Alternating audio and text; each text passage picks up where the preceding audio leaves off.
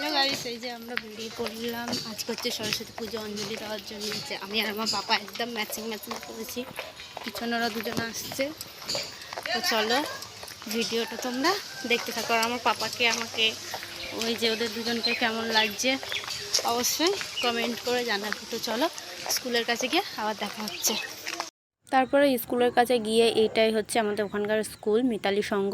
তো এখানেই আমরা প্রত্যেক বছর আসি পুষ্পাঞ্জলি দিতে। ঠাকুরটা কেমন হয়েছে অবশ্যই কিন্তু কমেন্টে জানাবে। তারপরে পুজো হচ্ছিলো, আমরা গিয়ে দেখলাম। তারপরে অনেকক্ষণ পর, আধা ঘন্টা পর তারপর পুষ্পাঞ্জলি হয়েছে। তারপর আমি আর আমার পাপা বসেছিলাম, জায়গা পাইনি, অনেকটা পিছনে বসেছিলাম। আমার ননদ বলছিল চলো বসেই পড়ি।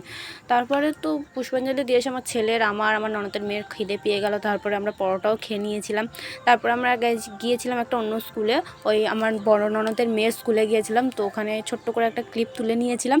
তারপরে ওর স্কুলের সামনেই ফুচকা বসেছিল, ফুচকা একটু মশলা মুড়ি এইটুকুই খেয়ে নিয়েছিলাম জাস্ট। তারপর আমার ছেলে সস দিয়ে ফুচকা খাচ্ছিলো, পুরো গায়ে ফেলে কি।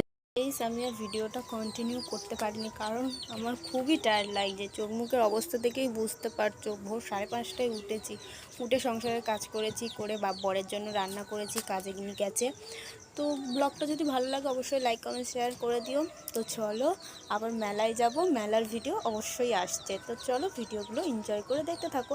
আর আমার ভিডিওতে এত ভালোবাসা দেওয়ার জন্য অনেক অনেক অনেক থ্যাংক ইউ। তোমরা যদি আমার পাশে থাকো আমি আরও এগিয়ে যেতে পারবো।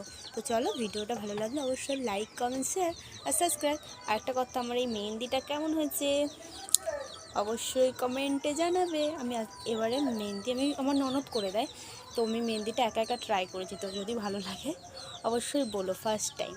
আর এখানে ভাবছো কার নাম লেখা, এখানে হচ্ছে আমার বরের নাম লেখা। তো চলো টাটা।